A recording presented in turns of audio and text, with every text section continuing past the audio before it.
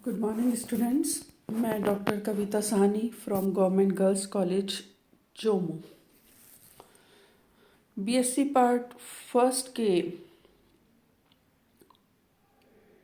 पहले पेपर में हम इन्वर्टिब्रेट्स की क्लासिफिकेशन के बारे में पढ़ रहे थे। पिछली क्लास में मैंने आपको आर्थ्रोपोडा, उसके लक्षण और क्लासिफिकेशन के बारे में बताया था। आर्थ्रोपोडा जिसमें वो सभी एनिमल्स आते हैं जिसमें कि संधियुक्त उपांग पाए जाते हैं या जॉइंटेड अपेंडेजेस पाए जाते हैं।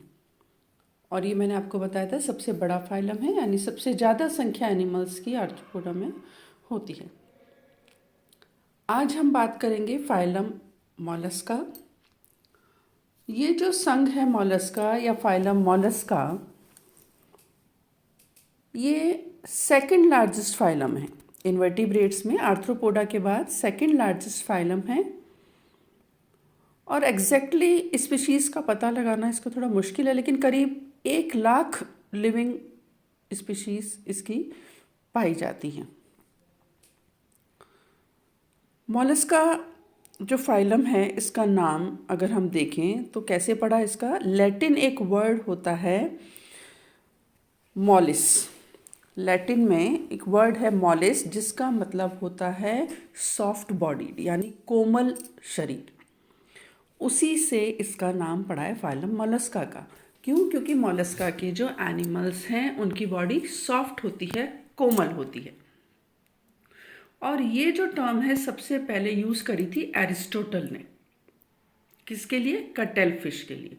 तो एरिस्टोटल ने कटल फिश के लिए सबसे पहले ये टर्म अप्लाई करी थी और मॉलिस जो लैटिन वर्ड है उसी के आधार पर फाइलम मॉलस्का रखा गया है, जिसमें कि सभी सॉफ्ट बॉडीड एनिमल या कोमल शरीर वाले एनिमल्स आते हैं। हाँ, लेकिन इनमें शेल होती है। तो बॉडी, एनिमल की बॉडी सॉफ्ट होती है, बाहर ये भले शेल से कवर्ड होते हैं, जो कि इस फाइलम का एक कैरेक्टरिस्टिक्स है। हालांकि सब में ऐसा नहीं पाया जाता। जनरल कैरेक्टर्स की हम इसकी बात करते हैं फाइलम मॉलस्का। तो मॉलस्का के जो एनिमल्स हैं बाइलेटरली सिमेट्रिकल होते हैं, मतलब द्विपार्श्व सममित होते हैं, ट्रिप्लोब्लास्टिक होते हैं, त्रिस्तरीय होते हैं और सीलोमेट होते हैं। सीलोमेट होते हैं मतलब इसमें ट्रू सीलोम पाई जाती है। जो बॉडी कैविटी है या जो सीलोम है वो मीजोडर्म से लाइन होती है, मीजोडर्म से आस्तरित होती है, ये सीलोम होती है और ट्रू सीलोमेट ऐसे एनिमल्स होते हैं। बॉडी का जो ऑर्गेनाइजेशन है इनका, वो organ system grade of body organisation होता है। मतलब सेल से मिलकर टिश्यू बना, टिश्यूज ने मिलकर ऑर्गन बनाए, अंग बनाए और 2-3 अंग मिलकर एक सिस्टम बनाते हैं। तो ऑर्गन सिस्टम ग्रेड या अंग तंत्र प्रकार का शारीरिक संगठन इनमें पाया जाता है। आवाज़ की बात करें कहाँ पाए जाते हैं, तो मोलस्का के जो एनिमल्स हैं ज़्यादातर एक्वेटिक होते हैं, यानी जल में पाए जाते हैं और वो स्वच्छ जल भी हो सकता है और समुद्री जल भी हो सकता है। तो ये जो एनिमल्स हैं या तो फ्रेश वाटर एनिमल्स होते हैं या मरीन होते हैं। कुछ एनिमल्स टेरेस्ट्रियल भी होते हैं या थल पर भी पाए जाते हैं। और क्या खास बात है इन एनिमल्स की, जैसा अभी मैंने बताया था आपको कि मोलस्का के जो एनिमल्स हैं उनकी बॉडी सॉफ्ट होती है, शरीर कोमल होता है लेकिन अनसेगमेंटेड होता है। आर्थ्रोपोडा के एनिमल्स सेगमेंटेड होते हैं, खंड पाए जाते हैं। एनिलिडा के एनिमल्स खंडित होते हैं, लेकिन मोलस्का के एनिमल्स अनसेगमेंटेड होते हैं। एक इसमें एक्सेप्शन है, इसकी एक क्लास है मोनोप्लेकोफोरा।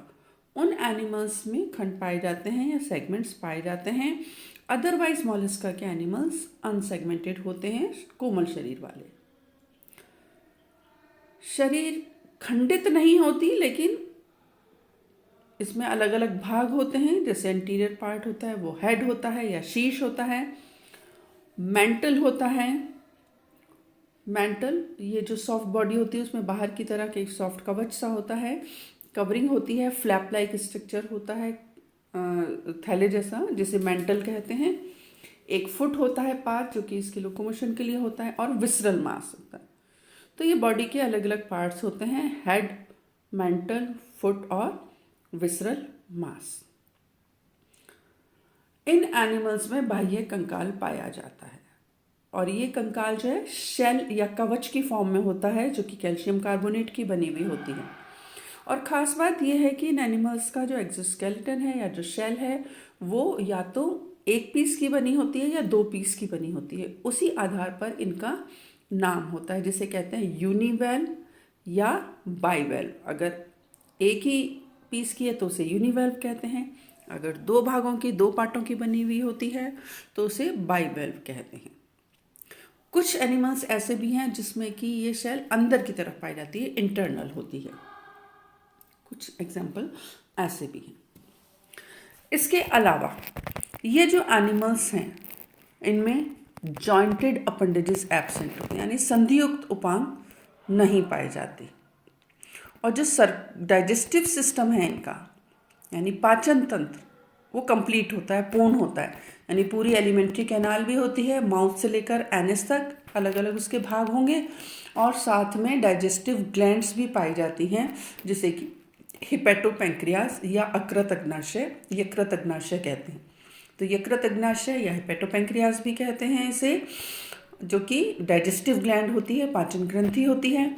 और कुछ एनिमल्स में इसके अलावा एक और स्ट्रक्चर पाया जाता है जिसे रेडुला कहते हैं। और ये रेडुला जो थिक मांस होता है जिसमें कि टीथ प्रेजेंट होते हैं, बकल मांस में प्रेजेंट होता है, जो कि फूड को ग्राइंड करने में या पीसने में मदद करता है। सीलोम, जैसा भी मैंने आपको बताया था, सीलोम, ट्रू सीलोम प्रेजेंट होती है, इनमें वास्तविक गुहा प्रेजेंट होती है, लेकिन वो रिड्यूस्ड होती है, संकुचित होती है।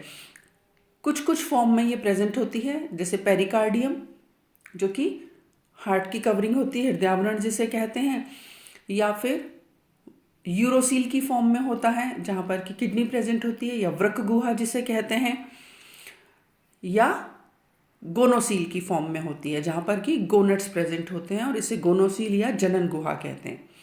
तो सीलोम रिड्यूस्ड होती है जो कि पेरिकार्डियम, यूरोसील या गोनोसील की फॉर्म में प्रेजेंट होती है। रेस्पिरेशन होगा इन एनिमल्स में, तो रेस्पिरेशन के लिए क्या होगा, एक्वेटिक एनिमल्स हैं तो गिल्स पाए जाते हैं इनमें, जलीय जीव हैं तो गिल्स होते हैं, और कुछ एनिमल्स में लंग्स भी होते हैं। तो और कुछ एनिमल्स ऐसे भी हैं जिनमें गिल्स और लंग्स दोनों होते हैं, तो दोनों के द्वारा इनमें रेस्पिरेशन होता है। मूवमेंट इनमें होता है, लोकोमोशन होता है, उसके लिए इनमें एक मस्कुलर फुट पाया जाता है, मासल पाद, जिसमें कि मसल्स बहुत ज़्यादा होती हैं। पेशीयुक्त पाद जो होता है, मस्कुलर फुट इनमें पाया जाता है, जिसकी मदद से ये ग्लाइड करते हैं, रेंगते हैं। सर्कुलेटरी सिस्टम या परिसंचरण तंत्र जिनमें होता है क्लोज टाइप का होता है, बंद प्रकार का होता है वैसे तो, यानी ब्लड जो है वो वेसल्स में फ्लो करता है, लेकिन कुछ कुछ स्थान पर ये जो वेसल्स हैं वो खुलती हैं साइनस या कोटरों में, यानी ओपन स्पेस होती है जिसे साइनस या कोटर कहते हैं, वहाँ आके खुलती हैं यहाँ पर ये, या लेक्यूनी इनको ये बोलते हैं। इसके अलावा इनके ब्लड में रेस्पिरेटरी पिगमेंट भी प्रेजेंट होता है, और जो रेस्पिरेटरी पिगमेंट है इसमें या रक्तवर्णक जो होता है इसमें वो हीमोसाइनिन होता है। हायर एनिमल्स में हीमोग्लोबिन होता है, इनमें हीमोसाइनिन होता है। एक्सक्रीशन या उत्सर्जन के लिए इनमें मेटानेफ्रीडिया पाए जाते हैं। तो उत्सर्जन इनमें मेटानेफ्रीडिया जो कि किडनी की ही फॉर्म है या किडनी इनमें पाई जाती हैं। नर्वस सिस्टम या तंत्रिका तंत्र इनमें वेल डेवलप्ड होता है, यानी सुविकसित होता है तंत्रिका तंत्र, जिसमें सभी पार्ट्स होते हैं, मेनली गैंग्लिया होते हैं जो कि पेयर्ड हो सकते हैं। इसके अलावा कनेक्टिव्स भी होते हैं, कमिश्योर्स भी होते हैं, और नर्व्स भी होती हैं, उनसे निकलती हैं नर्व्स। तो गैंग्लिया और कनेक्टिव से जो नर्व्स निकलती हैं बॉडी के डिफरेंट पार्ट्स को जाती हैं। तो well developed complete nervous system इनमें प्रेजेंट होता है। साथ ही साथ नर्वस सिस्टम तो है ही है, लेकिन उसके साथ साथ इनमें सेंस ऑर्गन्स या संवेदी अंग भी प्रेजेंट होते हैं। और संवेदी अंग में मेन क्या होते हैं, आइज होती हैं जो कि सिंपल प्रकार की होती हैं। आर्थ्रोपोडा में हमने देखा था, जो इंसेक्ट के एनिमल हैं आर्थ्रोपोडा में कंपाउंड आइज से उतनी, लेकिन इनमें सिंपल प्रकार की आइज होती हैं।